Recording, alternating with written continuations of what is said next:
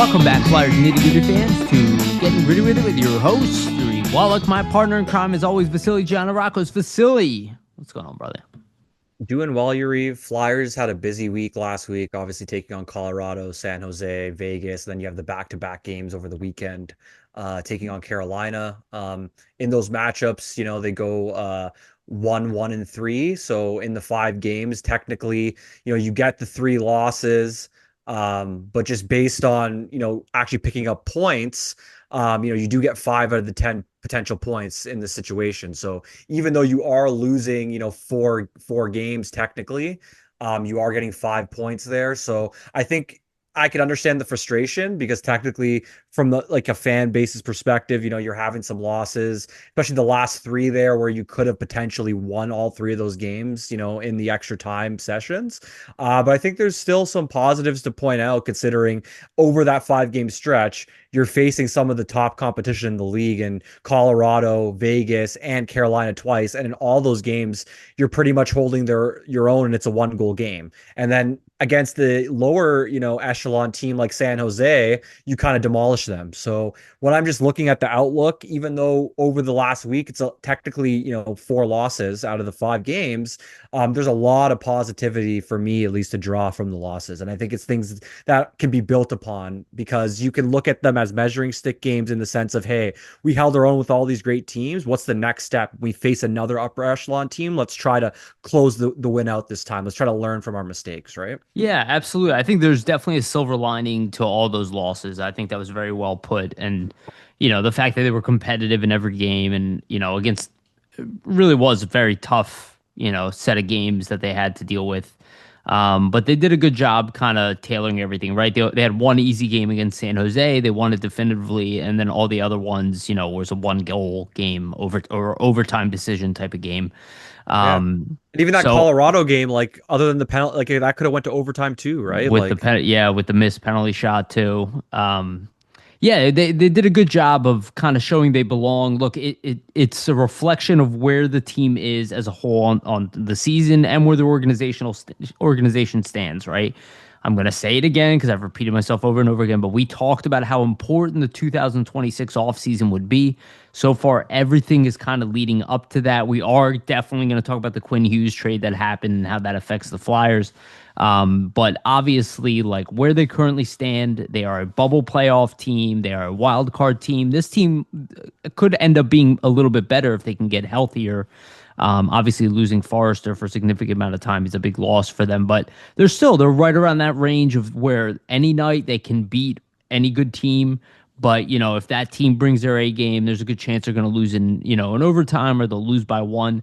But again, that shows that they're not that far away from being a good team, considering how young they are, how many young assets are in the organization, and what the team can do to get creative, like what they did with the Trevor Zegras situation and that trade to kind of make themselves better. But definitely good stuff to take away. Let's do the usual opening spiel, and then we'll get into the show. So just want to remind everybody who's listening, please like and subscribe. Hit the notification bell for notification. Get notified when we release these episodes. And for the audio version, go to Spotify and iTunes. Give us a rating and a follow if you can. And also make sure to check out flyersnittygritty.com. Again, that is the best way to support Flyers Nitty Gritty in general, but also myself and Vasili. And obviously, we do this every week. We ask for nothing but likes and subscriptions and ratings. And again, it's free content. So anything you can do for us in that respect is very much appreciated. Also want to give a shout out to our sponsors, Jim Steaks at 4th and South. Make sure to give yourself a cheesesteak from Jim's. They have one of the best, if not the best, cheesesteak in Philadelphia. Make sure to go check out Jim Steaks at 4th and South. Again, one of the best cheesesteaks in Philadelphia. Jim Steaks at 4th and South. Also, Summit Public Adjusters, 215-752-0560. Go to them for your insurance adjustment needs. They will help facilitate the process between you and your insurance company and make sure you get the best claim possible. Again, Summit Public Adjusters, 215-752-0560.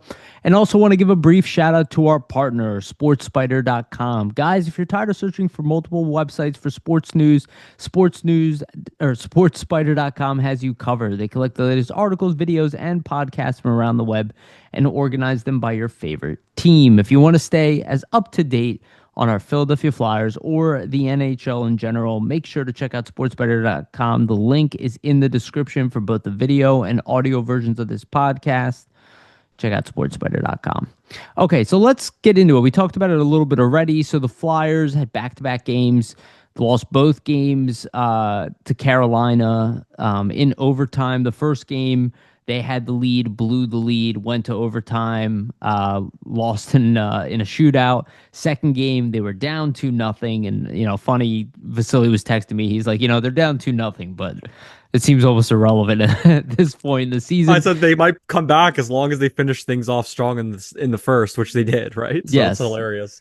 Yeah, so they do come back in that game, take it to overtime, and then lose that game in a shootout, which is surprising because they were 5-0 in a shootout. Now they sustained 2 shootout losses in a row to Carolina. It looks But like that's their kryptonite team in the shootout. So it's funny because they lost to Carolina in a weird overtime. Prior they lost all 3 games to Carolina so far in overtime this year. So they've taken 3. They've gotten 3 points out of 9 playing them so far this season. Carolina, I'm sorry, 3 out of 6. Carolina, ended up getting the full 6 points for themselves. And it's tough because it's a divisional game. I will say though, in the second game, not the first game. The first game they looked like a good team, but man, watching them in yesterday's game, the Sunday game, wow, they looked awful in the first period. Outside of like the end of the first period where they like almost scored 2 goals in a row. Michkov had that crazy between the legs attempt, but it was a little bit disheartening. They seemed a little bit gassed, to be honest with you. They were just kind of like behind on the play, and that was kind of all night. Like they never really put in a great performance. They played well enough to make to overtime. They weren't like god awful or something. It wasn't like their worst performance of the season. But it does seem like, you were mentioning how tough their schedule has been of late, all these tough teams. They do seem a little bit drained. But again, their ability to come back, I will say this, right? It's a mental strength that this team has. We've seen it before from the Flyers. We've seen it under Tortorella. I will say it's a good sign for character, right? Like they don't get yeah. disheartened. They don't get too thrown off their game, especially this year, right? Their record when going down in a game, I mean, especially if you include like overtime losses, right? They tend to still get a point out of that game, if not the full 2 points in the end anyway. Yeah. So I mean, it's good, but it shows they're flawed. Definitely. I think more often than not, too, if you're the Flyers, like you're a bubble playoff team in this situation, if you're kind of executing against the non-playoff teams or the teams that are in the mix around you and getting those 2 points, and then against the best teams in the league, like during this gauntlet, you're just managing to compete with them and only, squeak out the 1 point, like you're going to be in a pretty good situation more often than not if that's kind of how you're going through the rest of the season. So I think even though, it's disappointing to not get the wins, because I understand that, like, especially too, like with the Vegas game, you have that giveaway in overtime, and it's so possible that you could maybe get that OT win without the giveaway from Konechny. And I get the frustration online from the fans because it's a top player making that mistake, and you want to obviously see him perform in a different manner than he did. He kind of opens himself up like he's going to take a pass versus actually pass the puck himself. And obviously you see Couturier too not have the best, defensive play. And we're going to kind of get into that line as well, him and Michkov down the line here in the episode. But like you see Couturier comes back, like in 3-on-3, it can be hard in those situations, especially at the end of a shift, to like make the best play. It doesn't always happen. Sometimes guys make mistakes. So I think like it's a little bit overblown. Like you had a really good showing against Vegas. You don't get the win ultimately. And I get the frustration. But I think just to, harp on Konechny, Couturier, who've been having pretty good seasons these seasons, and be kind of down on them. I don't really understand it from my perspective. Like Yeah. terrible giveaway. Obviously, Couturier could have played that better after the giveaway. But I mean, overall, I think these guys have been having solid seasons. They haven't been really underperforming, I would say, to their degrees. And then in those Carolina games, it's really just tough because the first one they probably should have won. And the second one they probably should have lost. And it ends up just being 2 losses and you get the 2 points. So you do end up getting 2 out of 4 points, technically, like you should have won the first game. So you can't really be that mad about it. I would just say, like, for the Flyers in terms of when there's playing they're playing these upper echelon teams, especially like the way Carolina kind of scored their goals and dominated. There's just certain stretches of consistency where like the Flyers don't have that or can't match that level. Like Carolina in both games, even when there was stretches where they weren't playing bad, like you see them bounce back really quickly afterwards. Whereas like for the Flyers, it's almost like full periods of lull where like that full first period they were pretty terrible. Like that Yeah. full second period they were pretty terrible. It's like when the period's going bad for them, it's really hard for them to turn it around until the next period. And I think when you're such a great team in the NHL, usually those teams can stop the bleeding mid period or Totally. before they Absolutely. get to the next shift, right? And kind of turn it around. I think that's something that will come for this team as they get older and gain more experience. So, Yeah, yeah, and it's also really funny to watch like Shane Gostisbehere move the puck. Every time I see people like rip on players, like I think about how people treated Jamie Drysdale for a while. Now he's playing better defensively than even Ghost was able to do here. yeah. But it just shows how like the lack of patience that our fan base has, and a lot of it for good reason, right? Like a lot of losing will make you lose your patience. But the lack of patience, like it's so, and I bring this up all the time, it so rarely pays off. Like people are, pretending like, it's a virtue to have no patience. It's actually the exact opposite. Especially in this context, there are certain contexts where patience doesn't pay off, but in this one, it's kind of like it's like a must. But we did get some good news, at least over the weekend, and Cam York entered back into the lineup. That was definitely good to see, especially because it didn't seem like the pairing of Drysdale and Andre were as effective against Carolina as they were prior. And then in the second game, obviously Andre and Drysdale were split up, but it was really good to see York. I didn't expect him to come back like fully swinging. Again, he missed some time due to injury. There's usually some time that you got to work your way back in, but I do think he had at least generally pretty solid games. He wasn't like a star in any one of the games, but it was good to see him out there at least Their and defense has been good important. as a whole, right? Like I would Sure. say over this past week, the defense has been pretty good. You're facing all these upper echelon teams, and they're one goal games essentially, right? Like against Colorado, it's a one goal game. Against Vegas, it's a one goal game. Against Carolina, obviously in OT, it's one goal game. So I think in that situation, like the defense is performing pretty well against some of the best teams. I think you can't really be too disappointed. Same with the goaltending too, right? Like Yeah. even though you could say whatever you want about Urson, not having great numbers in that game against Carolina, he made numerous huge saves to even get it to overtime. So it's Yep. not how you going to blame him on, the fact that like Carolina didn't get a lot of shots, and that's why his save percentage isn't that great. I mean, I don't know. I just think it's a little overblown. I think this week they actually performed pretty well. I know a lot of people online do not think the same, but I don't really care about what they I mean, think. So, I've yeah, seen people complain when the Flyers win. So, and like yeah, cry woe is me and after a and you win. got to think about So, it too. Like we see and it's the them. same people, by the way. Yeah, We but like we see this team, the last two games look a little tired just in certain stretches of the games. You got to factor in since the 7th, like since, almost what, like it's the 15th today, so 8 days ago in that 8-day span, they play the Avalanche on the Sunday, Sharks on the Tuesday, Golden Knights on the Thursday, and then back to back, like that's, 5 games in a really short span of time. So for me, like seeing them tired to end yesterday's game, not even surprised at Yeah, all. no, absolutely. It's like anticipated. And one guy who obviously stuck out of that, who seemed to not get slowed down by that, is Trevor Zegras, who plotted in another goal and an assist yesterday. Obviously, had the Four game points in two tying. games here over the weekend. Yeah. So he has been just good all year, right? He maybe has a game where it wasn't his best game or whatever, but was never bad in any game. I can't think of a single game that he's been bad in.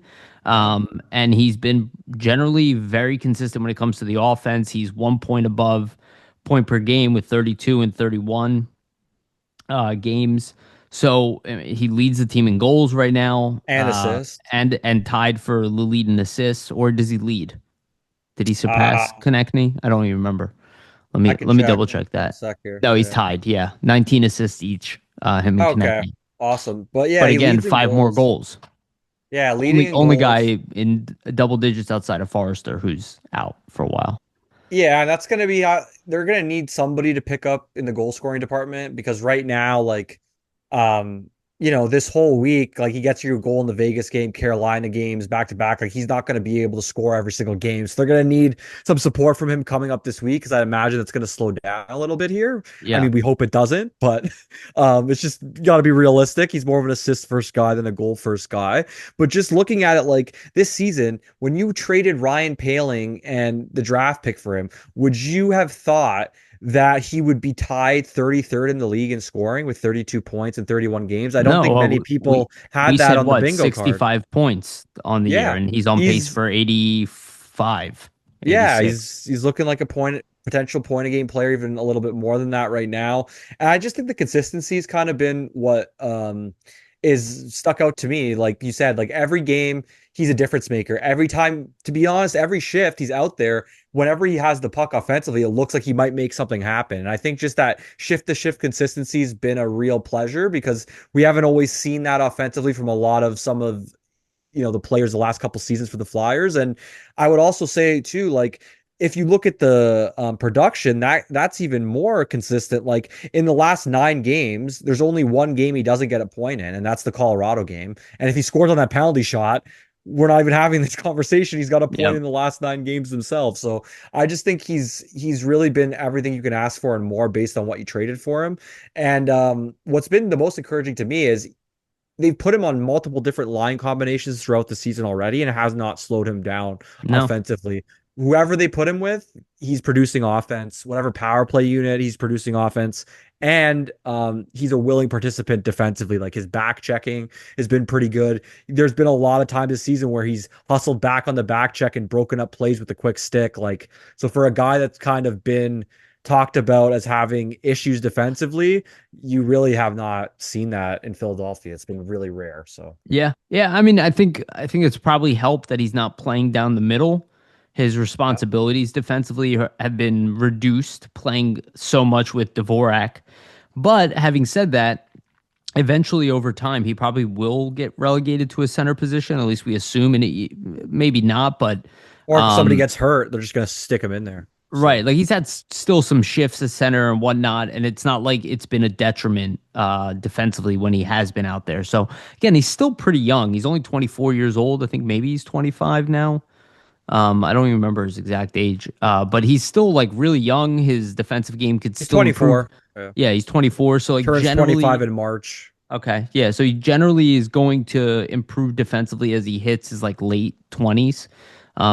That's He the kind might of where the improve defense. offensively too. Like think about Yeah, your absolutely. prime age seasons are going to be from 26 to 30. Like if you're seeing him hit around a point a game now, like I don't think 100 points is out of the realm of possibility if you have a power play that's in the top 15, right? So Yeah, and I think part of the problem statistically with this team overall is that they generally are not that high scoring of a team overall.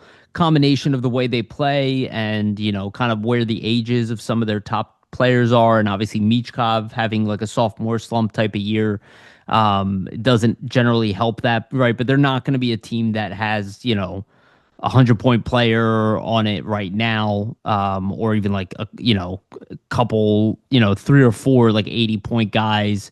They're not that team as of right now, so they do need to rely on Trevor Zegras for a lot of offense, which I do worry about as the season goes on. But again, our goal is to make the playoffs, not to win a cup. So when you think of it that way, like you're really just sprinting to the yeah. playoffs, and it's okay to burn out, in the first round or And, whatever. Like I don't think that will send anybody into a spiral. I hope. No, and if you think about it from the Flyers perspective, like you want to see if Zegras can kind of shoulder this load of being the go-to guy offensively, and so far he Yep. is doing it. So think about if he can do it now, like he's obviously going to be able to do it down the line. So I think for the Flyers, it's a good like, okay, this is what we know now. We figured this out about him from this season that we put him in this position, had a ton of success, so we know going forward that he'll be able to do the same. So now I think it's just, when's the contract extension coming? Because it's pretty evident that that's the next thing in line for him, right? Yep. And we talked about it already. Like I still anticipate it's going to happen sometime after the new year, probably around the Olympic break. Yeah, I can't see him agreed. not getting extended during the season. I mean, they could wait, but I don't really know what the point is at a certain point. It just 'Cause makes like, it a more expensive deal for you down the line, I think, the yeah, longer I you think wait. So potentially that might not even matter, but like, he obviously is going to want to stay here. They invested in him. He's done what they've needed him to do. Like they're not going to let him walk into the offseason as yeah, an definitely. RFA after the type of season he had. It's just like if it's bad business, right? Like yeah, you brought in a guy to do something. He's done what you asked him to. I don't know. Maybe the term is going to be where they're, not in agreement, but generally I think the Flyers at his age, I don't think they're going to have a problem giving him at least 6 years, right? Yeah, So I agree. I don't think they're going to be that off on term, regardless. But so let's get into it. You brought it up already. So the Michkov Coots Tippett line has been under fire a little bit. Not crazy. More like Couturier's been under fire quite a bit. People kind of laid off of Tippett a little bit, but him and Michkov were both benched off the power play at one point. They've been kind of reduced. Michkov did have an assist last night on, the first goal and then almost tied it up himself. I generally think he has been playing better defensively, but he's still taking a lot of penalties, and a lot of it is coming from not moving his feet, which is the same problem I had with him in the beginning of the season. And again, I hate harping on it, but it's obviously conditioning. We talk about it over, and it's just like my observation is like it's killing me because I'm like this could have all been avoided. Not necessarily that he wouldn't have like a sophomore slump of some way. Maybe he wouldn't have put up 100 points or whatever, but he could have at least done the exact same thing he Yeah. did last year. Like he doesn't even look the same as last year. And he's not getting the overtime opportunities, which like last year would have been crazy not to put him out in overtime. He was heroic for the team last year, right? He like tied Crosby's Uh, record yeah. for overtime I goals as a teen. Go ahead, go I ahead. would I would say this is just beating a dead horse for me with Michkov. Like, if we think about the conditioning thing, how many times have we talked it to death, right? Like, I think it's pretty evident and it's pretty known that he was not in great condition. The season he came into his rookie year in the NHL, I'm assuming he did a ton more training than he was able to even this past offseason due to the injury that he sustained. So at that point, you're not even at your baseline level that you were at Right. in your rookie season. You're even below that. And now he's playing catch up, right? And we can see what happens with conditioning. It's not something that's going to be, a straight line in terms of, just being able to add on to your conditioning and essentially play yourself back into, the best shape that you need to be in to play in the NHL effectively, the best league in the world. Like, it's just not So something so that is, it's not something that's easy to do. Like, it's why do you think guys have a full summer to train for their NHL seasons and they take it so seriously? Because you're training to play in the best league in the world. And this is a mistake, obviously, that Michkov makes in this situation. But yeah, you add your point here, even then I'll continue after. No, well, no, I just wanted to add to that it's also a different type of training. Yeah. Like again, I'm no expert on training for the NHL. I'm not going to pretend like I am, but I am very into physical fitness. I am in the gym 7 days a week. Yes, 7 days a week, rain or shine, I am there. And there's a different type of training for what he needs to do. Like in season right now, he's losing muscle mass. He's gaining like slightly better cardio from the skating, right? But he's also not playing 25 minutes a night, right? And you can't drain yourself in between games.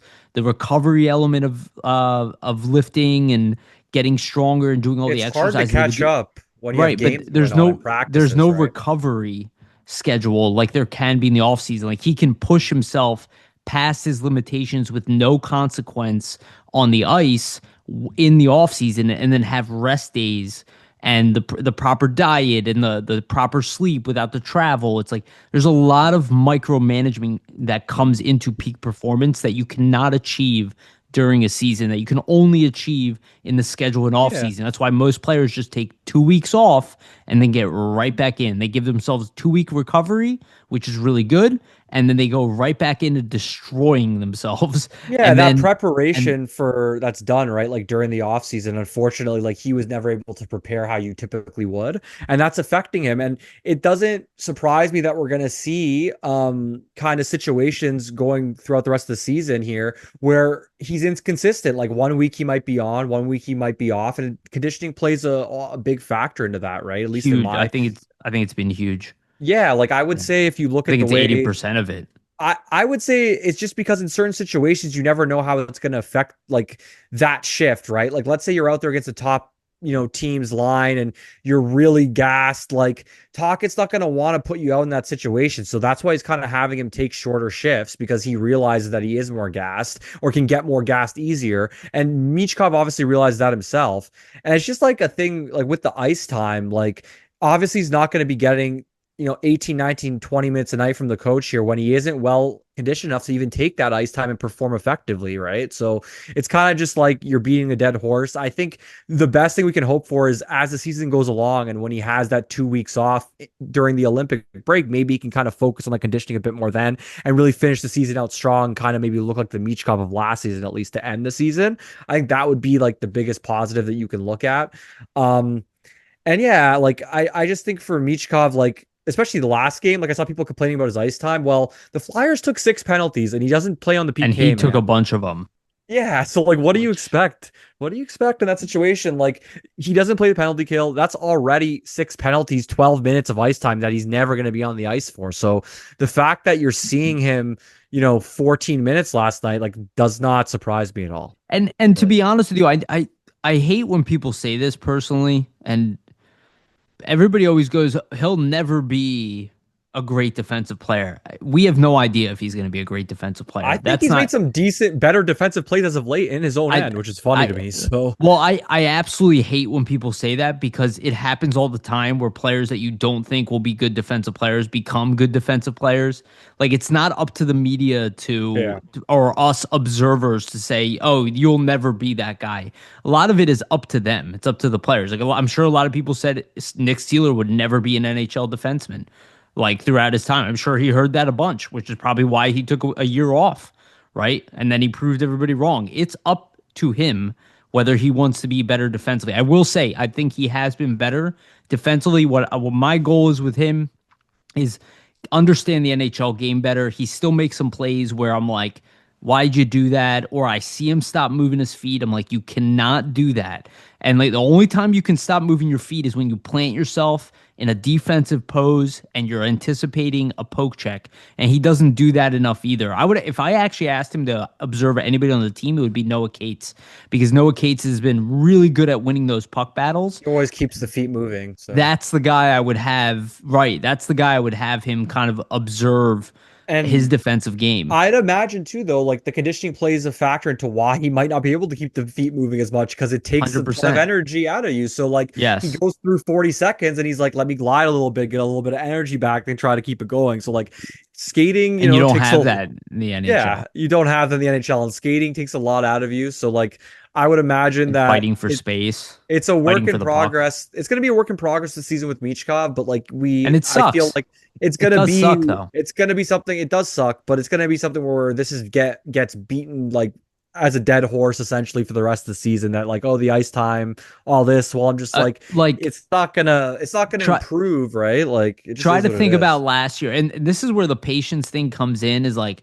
there are already people calling. I saw somebody post like a Nolan Patrick thing on I Facebook where they're saw like, oh, some me. people, well, they're going to trade Michkov, aren't they? I'm like, Right. dude, this is a long game. Like, this guy was considered untouchable. 30 games into the season, I'm sure Danny Briere isn't calling other teams be like, well, I got to get rid of him. Well, Like, I'll use an example, and I have a friend who does not understand sports very well. He doesn't watch sports, but he has a big opinion on everything. And I'm not a huge football fan, so I'm like not the most well versed person. But he was like saying, "Oh, they got to get rid of Hurts." I was like, "Okay." I was like, maybe, but they're not going to. I was like, the guy just won a championship. I was like, and prior to losing 3 games in a row, and he had a monster game the other night, obviously against a bad team, but prior to that, I was like, they didn't lose what, like 22 games in a row or something like that. And it was so quick to be like, oh, we got to trade Hurts. And I'm like, okay, but you can that's an say that to me. overreaction. You're Yeah. allowed to have these opinions, but just know that nobody who works in the professional space would ever take that comment seriously. And there's a reason why. It's not because they're dumber than you. I promise you, it's not because they're dumber than you. It's because they know better than you. And they know that, hey, that is possible that you might have to trade Hurts, but I definitely don't It's jump to those type of unlikely. Yeah. conclusions, right? And like I loved Charlie O'Connor had a whole thing, and we brought this up last time about Spin Chiclet's comments. I thought his answer was absolutely perfect on PHLY. He was like, look, he's like, yeah, right now, okay, I see what they're saying. He's a 40-40 guy. At best, he's like, but that's crazy to think that the guy who is determined to be the best player in hockey, all of a sudden, like, this is it. That's who he is. This is how he skates. It's like that is not the name of this game. 20-year-old kids make mistakes. He was a 20-year-old kid this summer. I'm sure when, anybody listening here was 20, there might have been something that happened Well, where they might have made a mistake. I feel like Michkov in the situation realized where he went wrong. He seems to be accountable based on sure, that interview absolutely. that he had. He seems to know what he needs to do for next season. That's all you can ask. Like these are learning opportunities.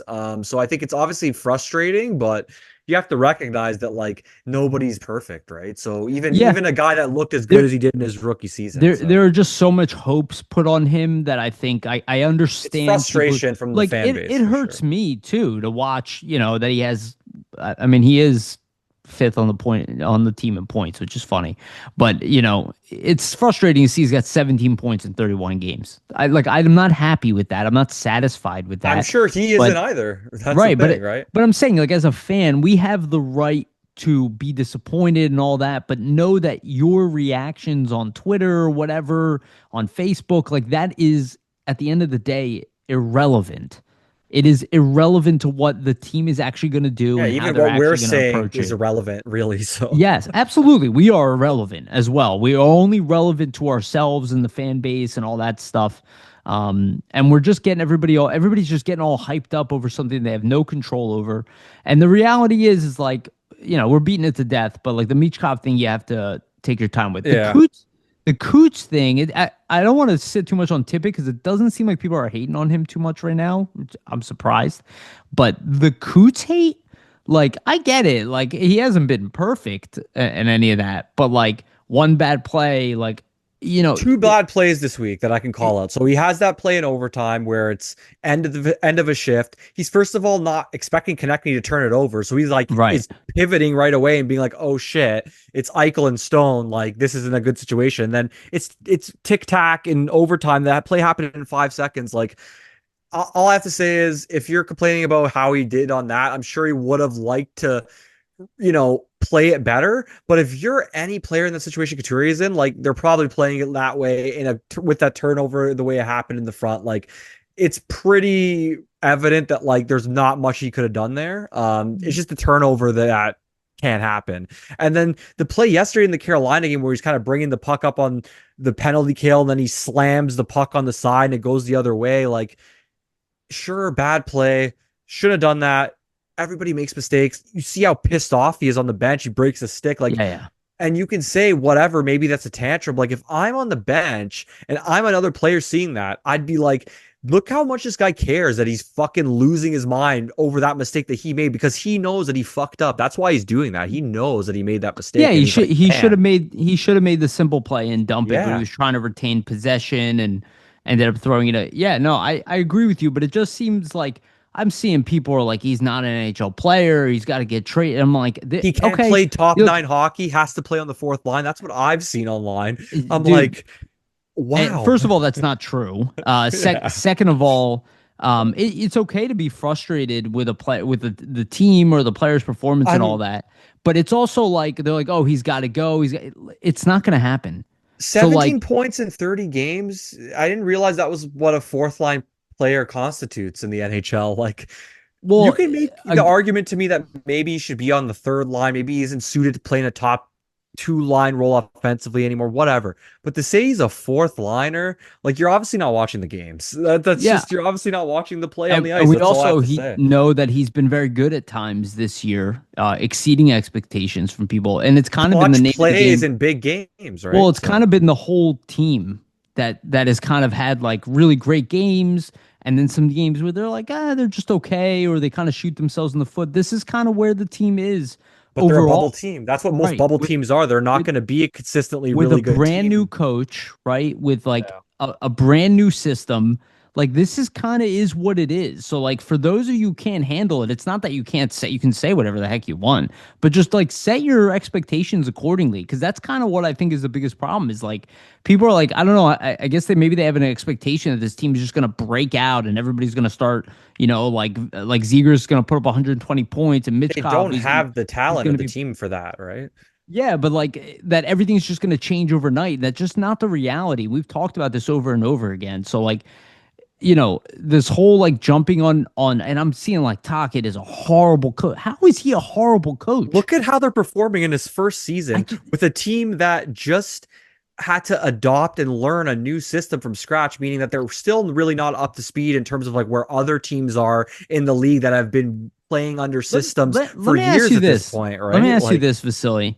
Name a sure. coach that Flyer fans online said was a good coach. Uh I mean, if That was a I mean, Flyers coach. oh, it was a Flyers Coach the coach. Flyers. Never. So they're never a good coach, right? No one, we're This is never kind of my happy. point. So This happens with every single coach. Every coach we bring in, there's an online contingent of people who go, "This guy is terrible."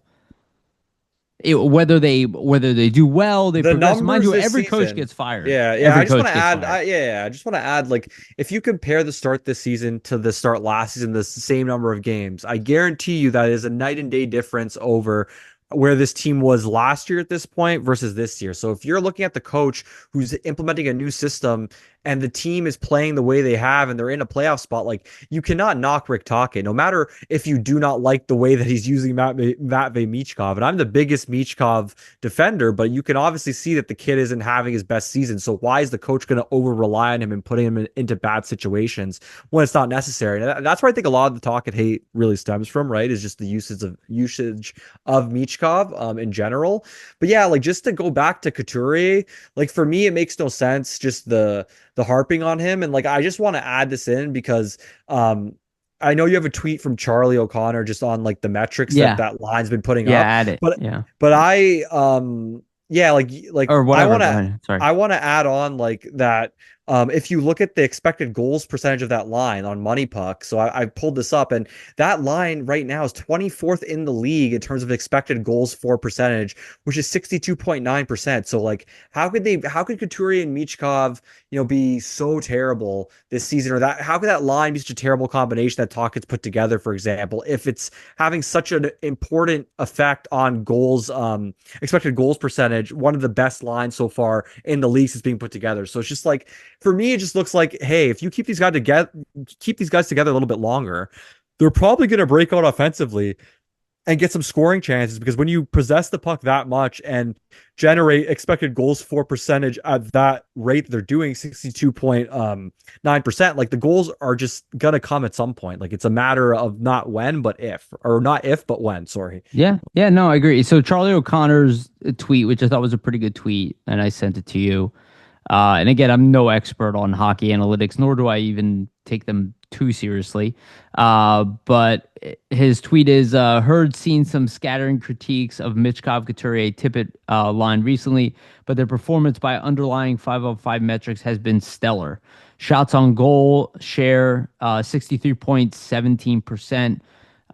And I don't even know what this means. Maybe you know what it means. XG share. Expected goals for, that's what I just Expected. went over. Okay. Thank you. 67.70%.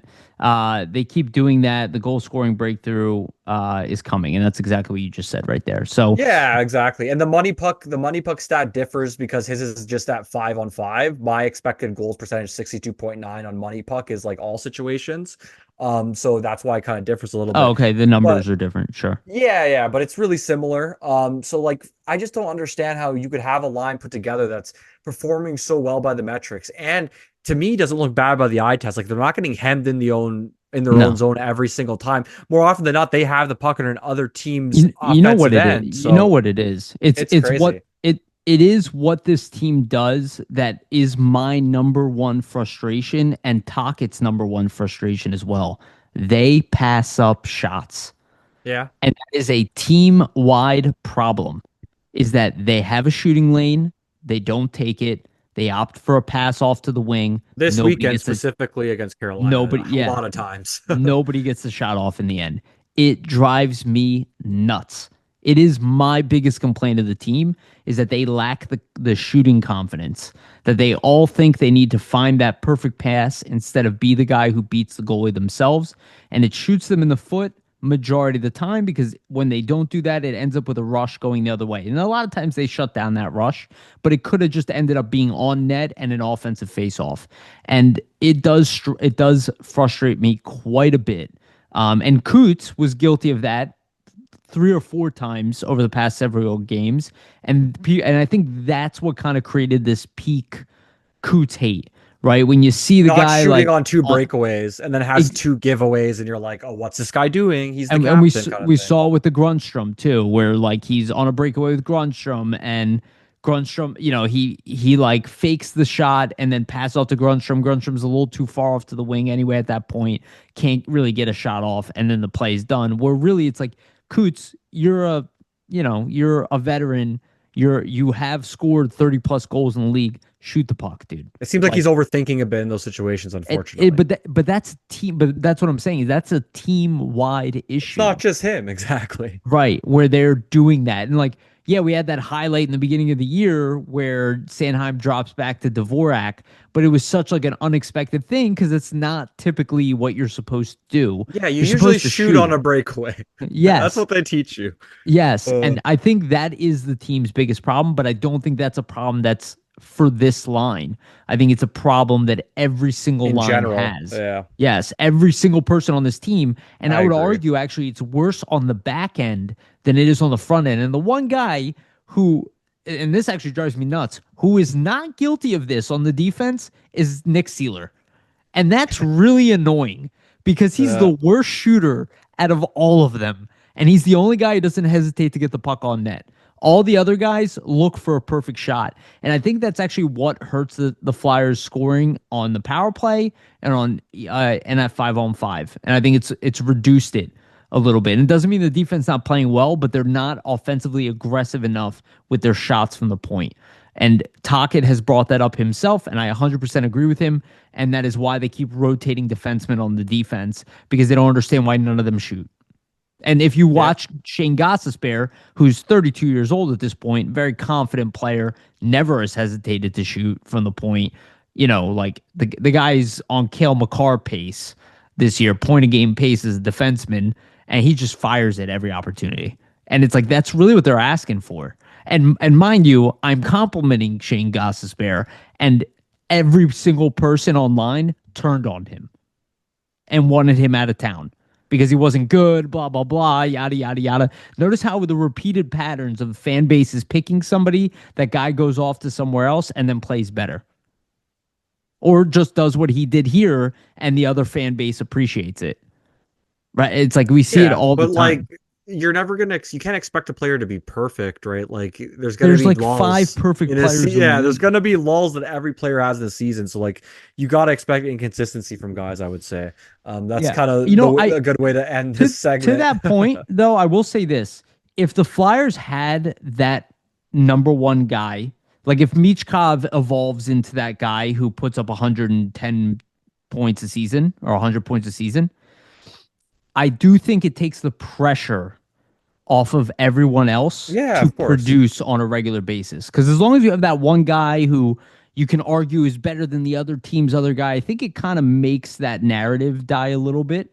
And because Michkov is not doing that this year, and I'm hearing Cutter Gautier's name every 5 seconds and all these people, and it's like, okay, yeah, that whole team that's just firing on cylinders offensively, I get it. Yeah, they're all putting up numbers over there.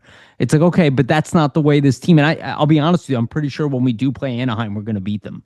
Like I know that might not sound crazy to people because they look, oh, but these numbers are higher. That's like the stuff I saw about Jack Nesbitt on the internet this weekend too. That Yeah. Nesbitt's not good. He's just a point per game player. Dude, these surface level analysis, you guys can agree with it. I don't care. Anybody can believe whatever they want, but it is absolute nonsense. Yeah, Like people who think keyboard warriors, it, they're not watching the games. Like it it's really obvious, just is and what it it's is. so So obvious that they're not. yeah. Because we saw Nesbitt for a short bit of time, and everybody's like, "Holy shit, is this kid gonna make the NHL?" But then he goes back to juniors. He sucks. He didn't even make Yeah. World Juniors. He sucks. It's like, oh, okay. Some of the best players of all time were drafted in the 6th round. I don't care. I don't care. I don't care. I am what I do care about is this team overall is playing better from Yeah, game to game. they And look to go back to your way better initial this point, season. So they were competitive against everybody, and that to me is very important. Um, but I do want to talk about where they've struggled mightily of late, and that is special teams.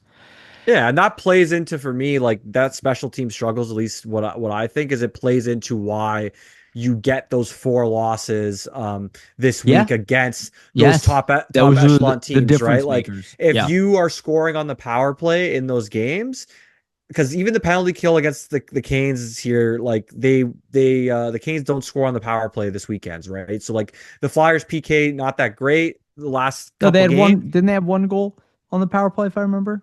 I don't believe so. I think it was I'll like look it up. delayed. I'll look it up while you're talking about it. Go Yeah, ahead. but They no, did the yeah. Taylor Hall goal last night.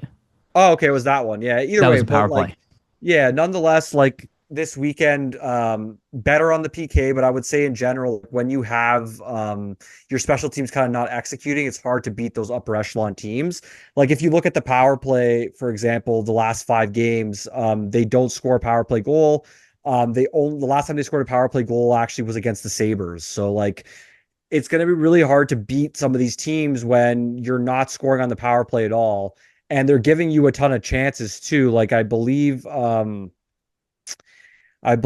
last evening they had a pretty good amount of power play opportunities. Yeah, like they're 0 for 4 last night. Like if they match Carolina even and just get one goal, that's the game essentially, right? They're Yeah, ahead. So you got to I think about I like think absolutely. earlier in the season when they were kind of executing more, they're kind of etching these wins out, but now that their special teams have fallen off a little bit here, we're kind of seeing some of these losses pile up, albeit against good teams, but you want to see the special teams kind of get back to the level it was at for the majority of the season so far. So, Yeah, they were middle of the road. Now they're at 25th place in the league with 16.5%. It has gone down. It has and that's been what's going to messy, happen when you don't score ineffective. since last week, right? Like on Yeah, the power yeah. play. So, And penalty kill wise, they've also struggled, which again, the combination, we talk about this all the time, how important special teams are to being a playoff team. And I'll be honest, I do expect them to improve definitely in the penalty kill department. I think it's just like a bad lull. They're not bad. They're just under 13th place, but they're in 14th place with they 61.6%. were like top 5 though at a point, so it could get Right. better. They were number Like, one actually at one point in well, during I the have to season. add too, like if you think about this last week, you're missing York, and I would imagine that's going to be a big detriment, right? Like you're missing York on the back end, you're putting Murchison in there. Like York's a guy that they're relying on the PK. So I think that's a big factor for me. And you have to hope too with him back and then Risto coming back, maybe that'll give him a bit of a surge on the PK Abs- coming up. So Absolutely. I think so too. But again, I think those are the biggest difference makers that we've seen over the little bit is special teams. They got to get a hold on it. The power play needs to hover close to 18%. Like they can't be at 16.5%. Like they got they to get can't be closer to that. 25th. Yeah, they got to get close to like if they can get to 20%, they're right in the middle of the pack. So that's what they have to shoot for. And then the penalty kill falling off in combination with that, it's like they're giving up a power play goal and then not scoring one. Yeah. So not good. It just hasn't been good. I think the I penalty would kill of late has been say like 70% or something like that. I would say right now, just looking at the standings, right? Like the Flyers sit on top of the wild card standings. They are ahead of the Penguins by a point. They have 38 points. Penguins have 37. Devils have 37. Rangers have 36. So they're in a pretty Bruins have close. 38 Yeah, right Bruins under. have 38 right underneath them. But yeah, I'm just mentioning like the metropolitan teams that they're in the kind Oh, of mushy sorry. middle with. Yeah. But like if you look at the metro, like everything's really condensed. So they're going to need to obviously continue to get points here. And I think to stay on the bubble, the special teams is going to be something that's going to considerably need to pick it up here based on like their performances past week. Like they're going to need to get that power play back between 15 to 20th in terms of its, efficiency rating. They're going to need to get that PK back into top 10 because this team just doesn't score enough at 5-on-5 um, to be able to stay at that bubble position without having good special teams, in my opinion. So right, like if they're not going to score over 3 goals a game at 5-on-5, there needs to be something on the power play that adds and supplants their offense. So like, yeah, they're gonna need to do something for sure. Yeah, 100%. And if they won, even if they would have won one of those games, they would be, or won two of those overtime games instead of, losing them, they would be in third place right now, tied with the Washington Capitals. So it just shows, it's a very tight division. Their winning percentage still pretty good, 0.613. But again, special teams really killed them. But we'll see. I imagine that when Risto gets back, he's going to get some time on the power play from what I heard talk about. So, and that actually And comes to, I guess, the next bit of news is that Risto seems to be talked about like right after our episode. He was asked when Risto will come back, and he said definitely before Christmas. So it seems like our assumption was probably right. It looks like your guess that it's going to be earlier yeah, is probably true. I don't know if it's going to be like the next game, but probably in the this next week maybe. the next week, maybe by the weekend at the latest. But it does seem like he's on the brink of making the lineup here. And then I think that does coincide with what I said about Ty Murchison, where he's most likely going to be sent back down. We saw it already. He was benched, right? They're not benching veterans for Murchison. Though I will say he did a really admirable job. He was very physical. Does give me more Had hope that one maybe. really nice hit Yeah, earlier in the week against, I think it was he Vegas, had I two believe. nice. He had two nice hits. One in each game. But I mean, he hasn't been a detriment in any way. He never looked like a guy, out of his element, at the NHL level. Yeah, Um, like I would say Murchison, that's just another guy for me that looks like he could potentially be a third pair option for you at the NHL level. Like I think offensively, nobody expects him to be a guy that's going to blow the doors off or anything. But sure. when you're looking for a third pair defenseman, you're looking for a guy that can be solid defensively, which he was this weekend. I mean, he has that one giveaway, but other than that, I mean, in all the games he played, like there's nothing that jumps off the page in terms of turnovers or like being out of position. More often than not, to be honest, he was winning board battles that he was in, finishing his checks, being physical. Like I said before, like he looks kind of like a Nick Seeler mold. Like that's like a Hmm. type of role that he might be able to play. And on a bottom pair, that's exactly kind of what you're looking for. So I think for the Flyers, it just gives them more options down the line. Like if they ever need to trade, maybe or look to maybe unload defensemen, it's possible that you see somebody traded and he maybe gets brought up into that third pair role. Who knows, right? Yeah.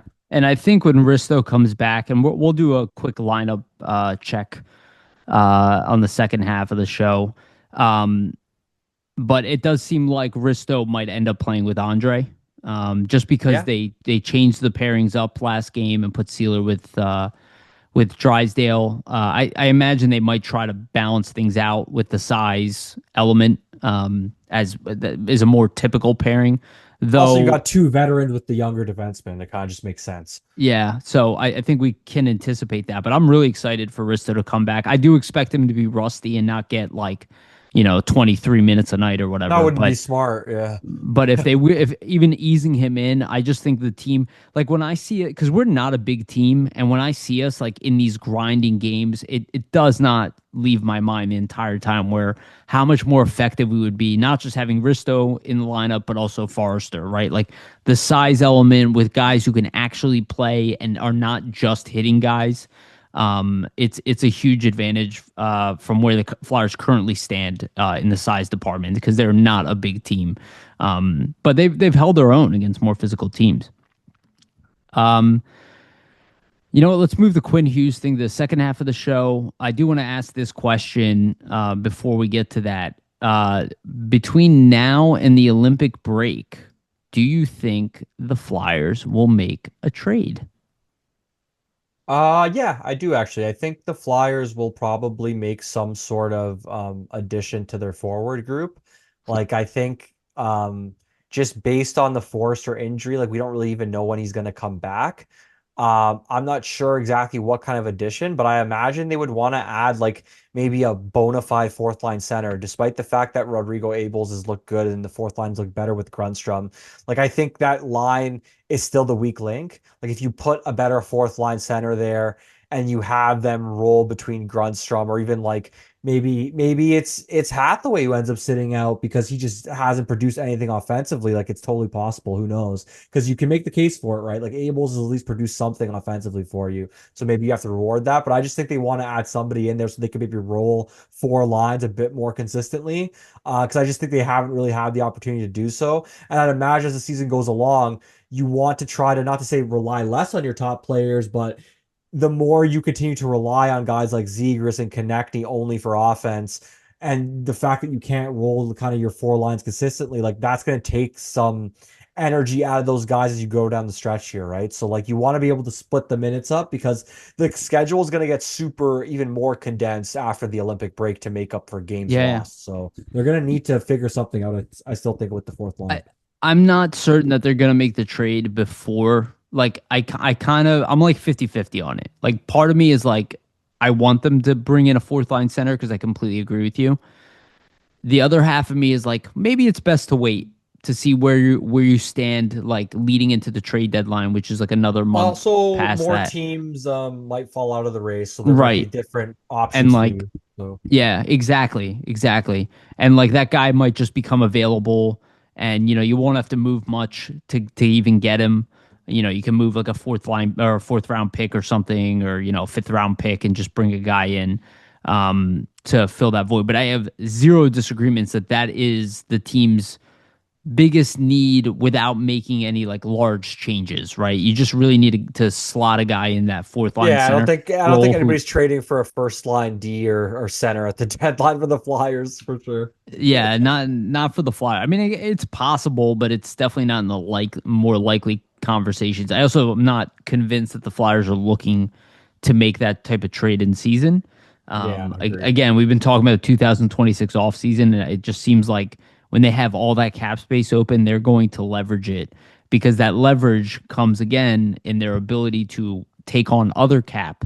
Like they might take on some cap of a guy you don't like that much, but it gets them that guy that they need, or they facilitate a three-way trade or something like that.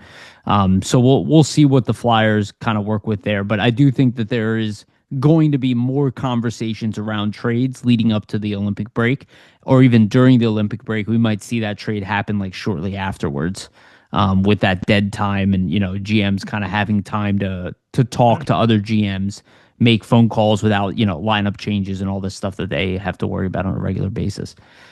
All right, just want to reminder, please like and subscribe, hit the notification bell for notification, get notified when we release these episodes. And for the audio version, go to Spotify and iTunes and give us a rating if you can. That is, again, the best way to support Vasili and I. And also make sure to check out flyersnittygritty.com. Okay, Quinn Hughes was traded. So I was wrong. I definitely thought that Quinn Hughes would not be traded during the season, but apparently, they had enough offers and enough, um, I guess enough competition in the marketplace that they were able to get what they felt was a fair price for the And return. it was a fair price, I would say. Yeah, I think it was a fair price, especially when you consider the fact there is still no guarantee that he's going to stay in Minnesota. I'm Yeah, not there saying isn't. it's not going to happen, but the trade is as follow. The Minnesota Wild sent over Marco Rossi. It's funny how there's like Flyers fan talk around like the two first cornerstones of this trade. Marco Rossi was the center, Marco Rossi, defenseman Zeev Buyam, winger Liam Ogren, late first round pick guy, or not late, but he was 19th overall, and a first round pick in this year's upcoming draft. Just all four of those assets for Quinn Hughes straight up. I'll say this. I do think the Flyers could have beat that deal. I don't think they offered what they could have Yeah, to they get didn't that want to trade. beat that deal. Exactly. Right. I think they got a fair deal. I do not think they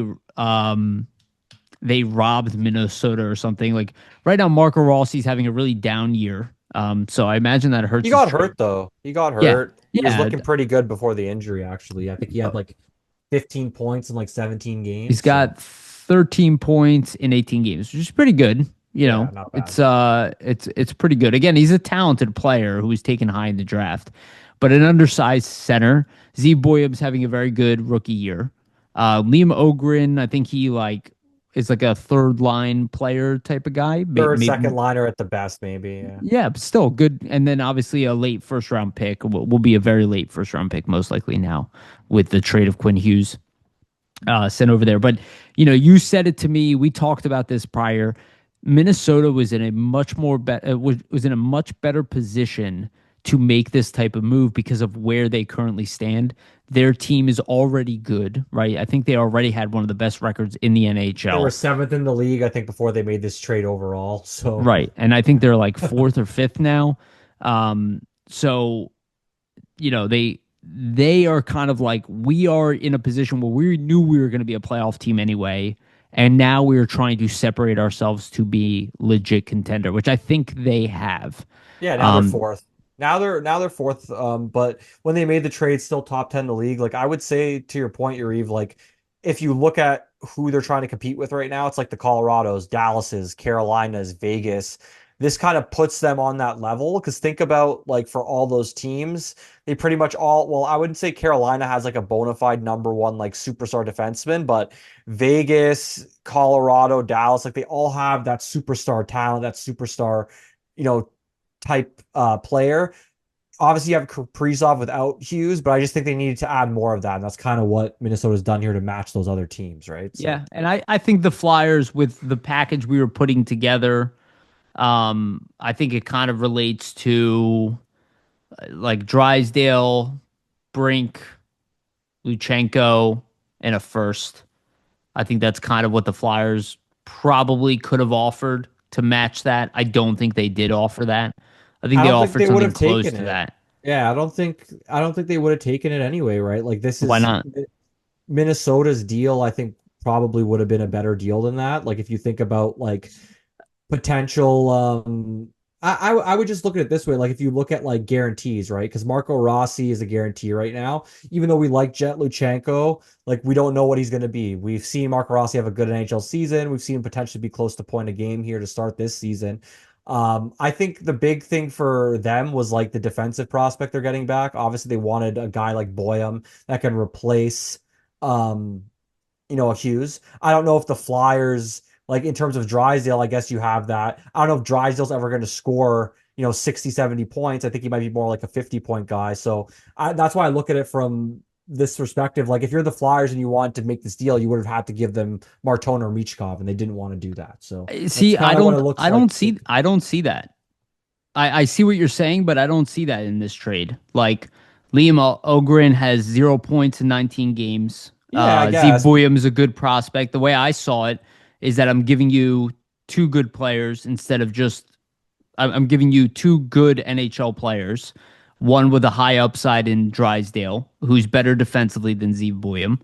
And then I'm giving you a good prospect in Luchenko, and then probably giving you a better first round pick.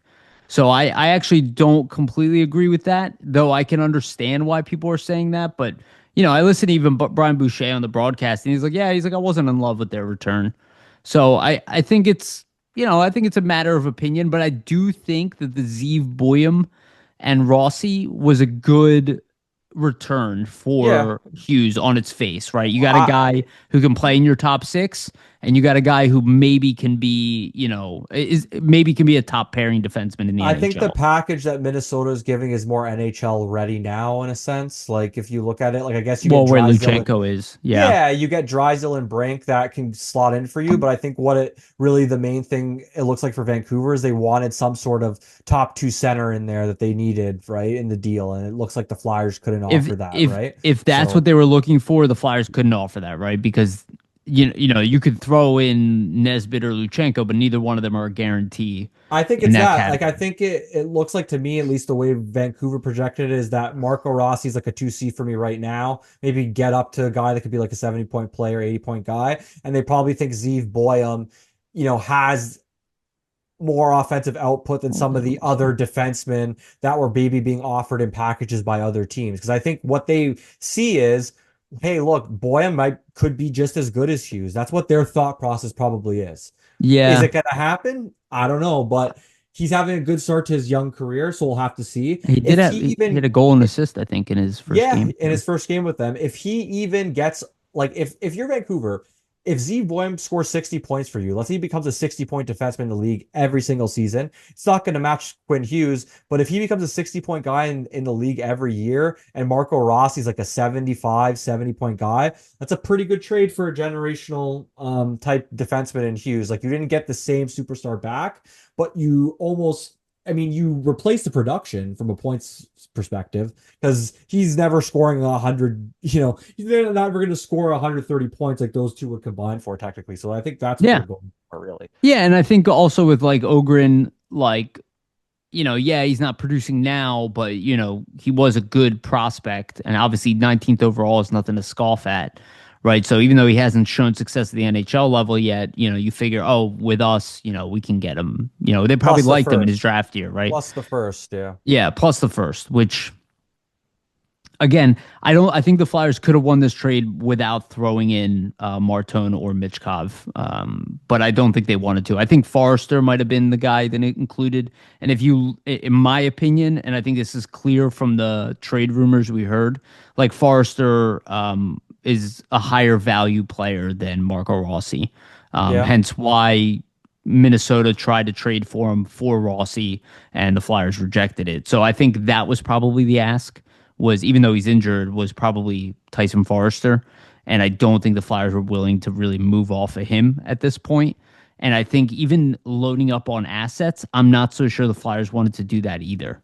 Because they could have thrown in some more assets that, they could have thrown Oliver Bonk into the deal or whatever to try to get it done. But, I don't think they wanted to. I don't think they felt their organization was quite ready to do that with how many holes they still have. Well, they're not You going to know, be right.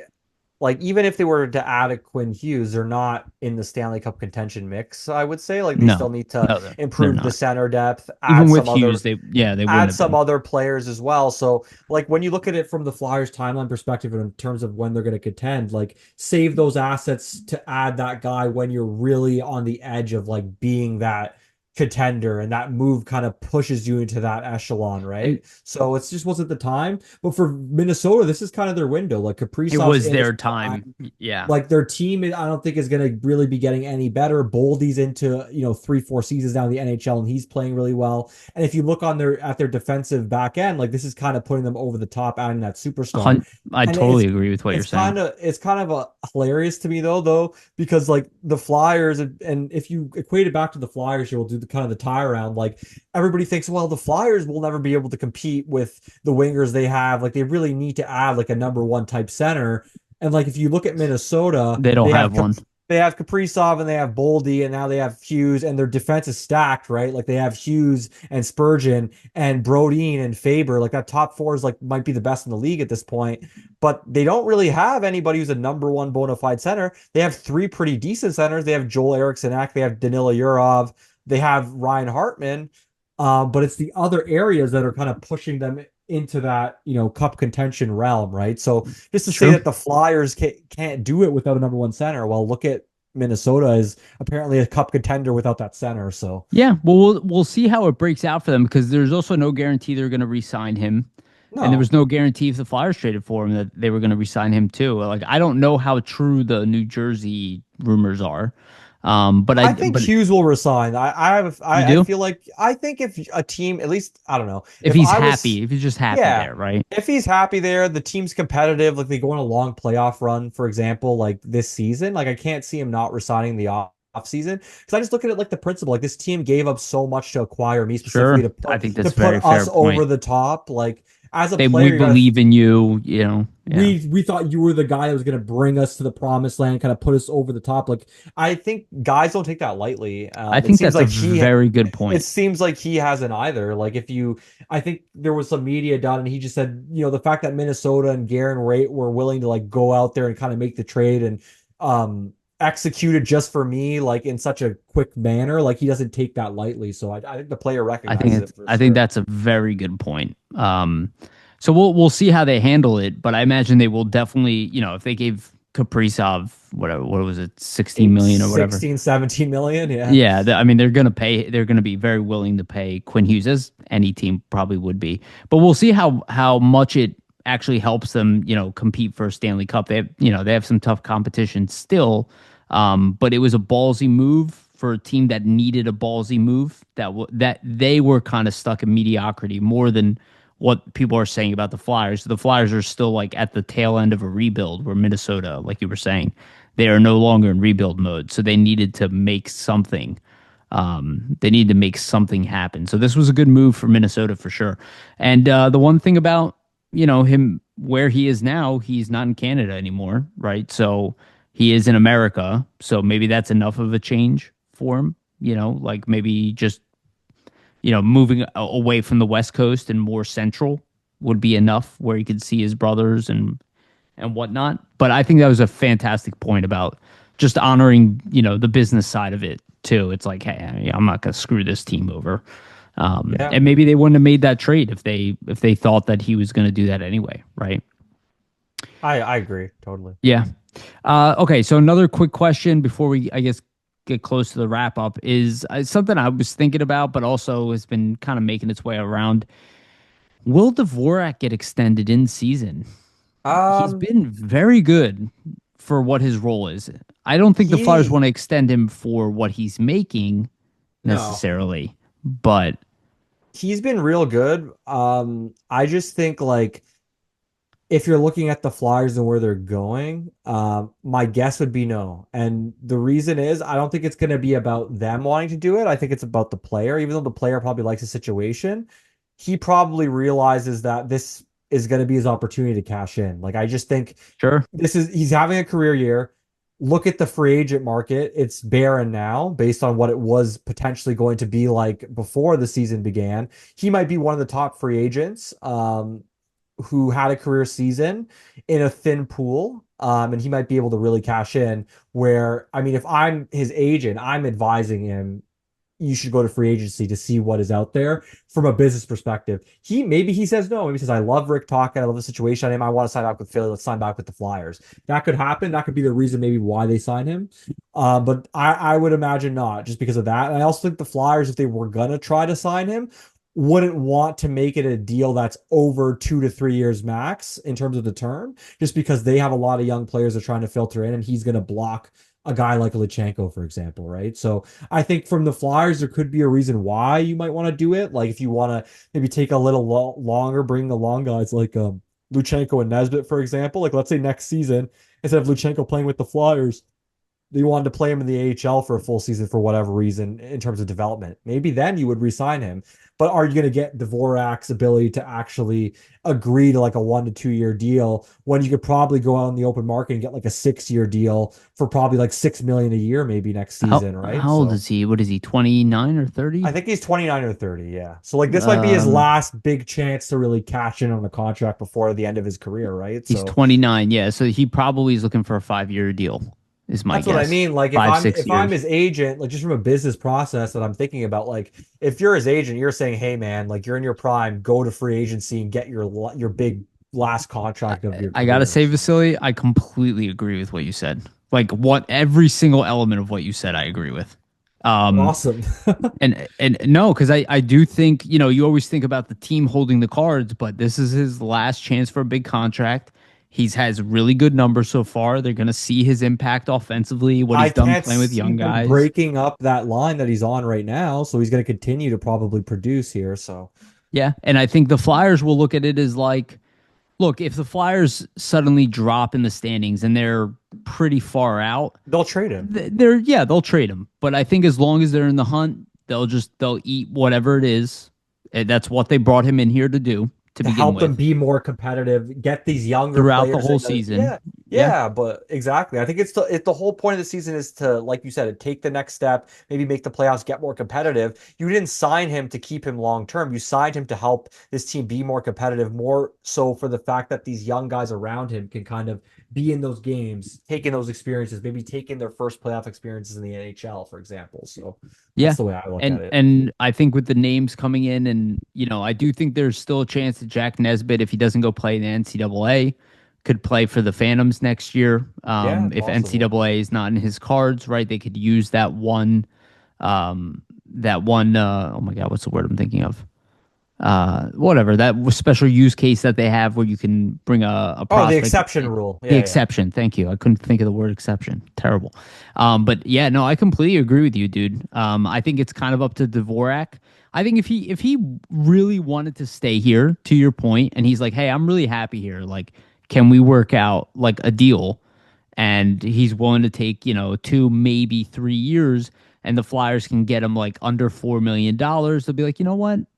Yeah, we could even though Even for 5 mil, I think the way he's played in the situation, I wouldn't be against it for 2, 3 years. I wouldn't mind for it. 2 years I wouldn't mind it, but for above that, I think it would be Yeah, it'd be difficult to swallow for sure. I just yeah. think there's no way, like, if you look at it from the business standpoint, like, there's just no way he's gonna do that. If he does, great. I mean, that's probably good for the Flyers. You have a guy that you can push up in your lineup if you need to, can play in a pinch really in any role. I just don't think that like his camp and himself would do that because it just leaves so much on the table for him in terms of like other offers he's gonna Yeah, get. and Like I also think the Flyers I would imagine that they're going to prioritize trying to find a top six center, like a probably. legitimate point producing, playmaking type of center.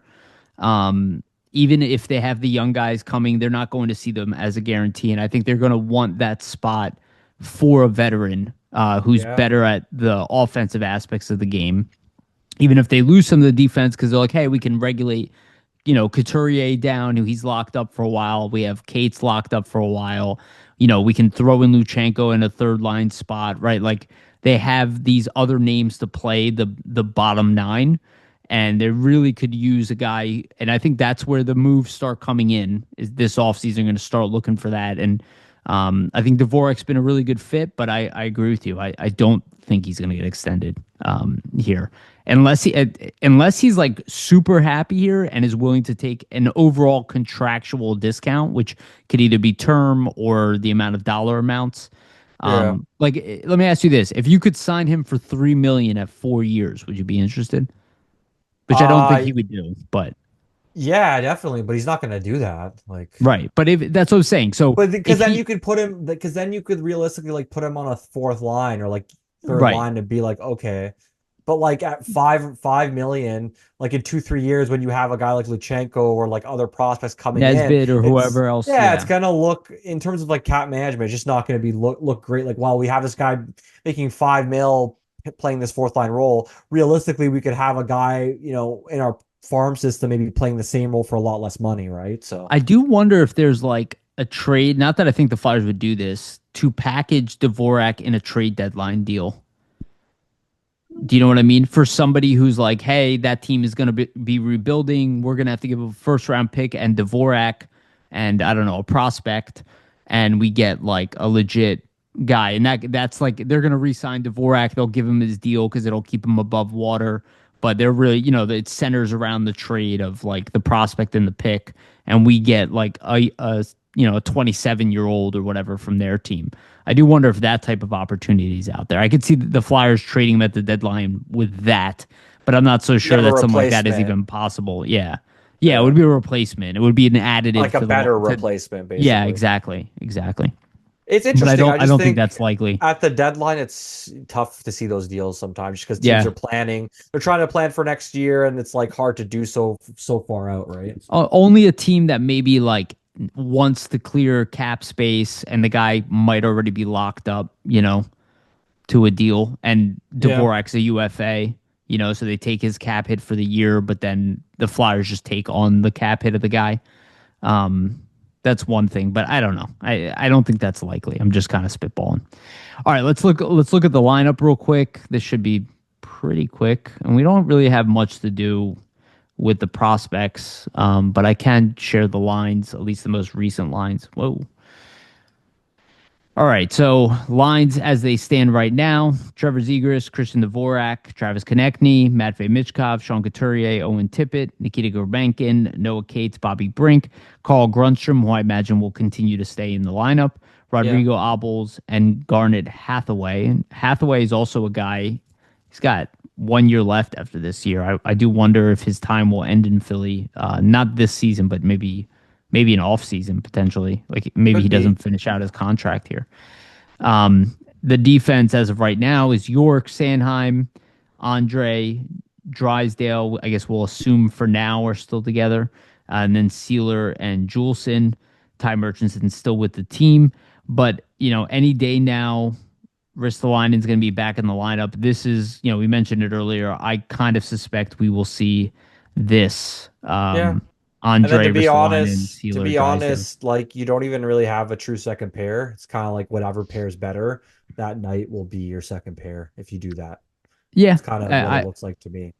again, I think they're still working it through, which is kind of the problem with the Flyers team, right? Is that we don't have that legitimate top line. We do have a top pairing, but we don't have a legit top line. We kind of have like a depth, like you almost prefer to have a great top four, like, and we can throw in anybody in the bottom pairing and play them 15 minutes a night and we're gonna win, right? But they're not that team quite yet. Maybe they'll be that team in the near future. And then Ristolainen's gonna be in his last year of his deal next year, so I do Yeah, wonder if maybe he gets traded in the off season or possible. Though I will say, like potentially you're, trade deadline.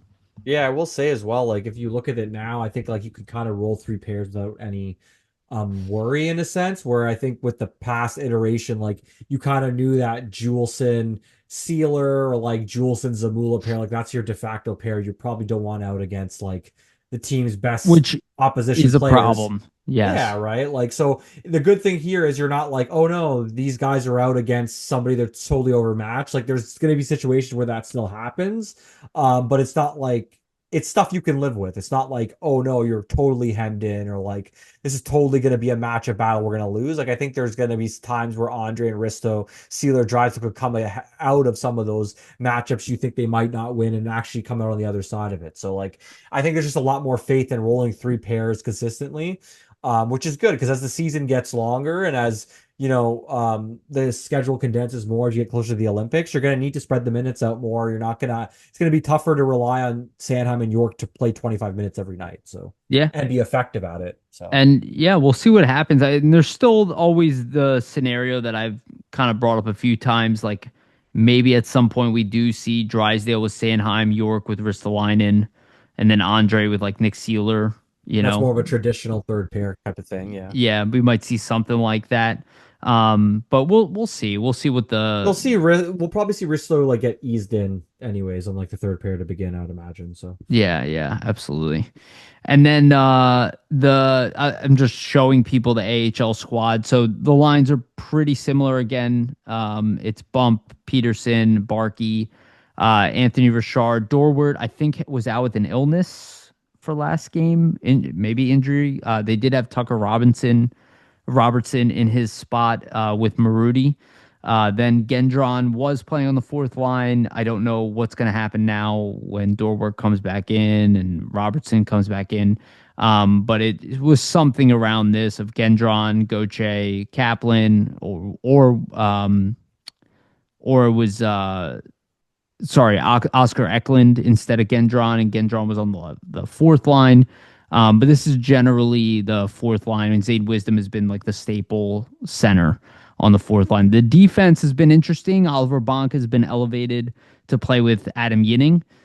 So it seems like they're officially kind of working him back in the lineup, which, again, to the point of next season, I do imagine the Flyers have Bonk kind of penciled into that group of guys who could be playing bottom pairing in the NHL. He's not going to do probably. that this year, but yeah, next year they'll probably have him in that consideration. Or somebody Um, they could graduate up if possible, right? Like that's their goal. Like could be a call up or something. Because at the end of the day, he's a first round pick, so you're gonna want to see pretty soon, what he can bring to the table. Because it's been a few years already, even though he is a defenseman. So yeah. So it's Yinning and Bonk. McDonald is playing with Kyrou, though I imagine it's going to go back to Murchison, Kyrou. But again, they still have a numbers game. Gronz was out of the lineup due to injury, and Gunnett and Schmidt were playing together. I will say Carson Bjarnason won a shootout the other night. His numbers have been very good. Maybe I should just pull those up real quick. Carson Bjarnason's numbers as of right now, he's 6-2-4, 2.52 goals against average, and a .911 save percentage. His stats are officially better than Alexei Kolosov's. So very interesting to see. I'm excited because that is actually in 10 games. That is a very good start for the young goaltender transitioning from juniors hockey, and no ECHL time in that span. So that's a really, really good sign. I will say that. And the Phantoms, as of right now, are still third in the division. They're 13-9, 1-0-2. So 2 shootout losses, 1 regular overtime loss. They're 10 points behind the Bruins and the Wilkes-Barre Scranton Penguins in their division. So they slowed down a little bit. They lost some games, but they're still doing well enough.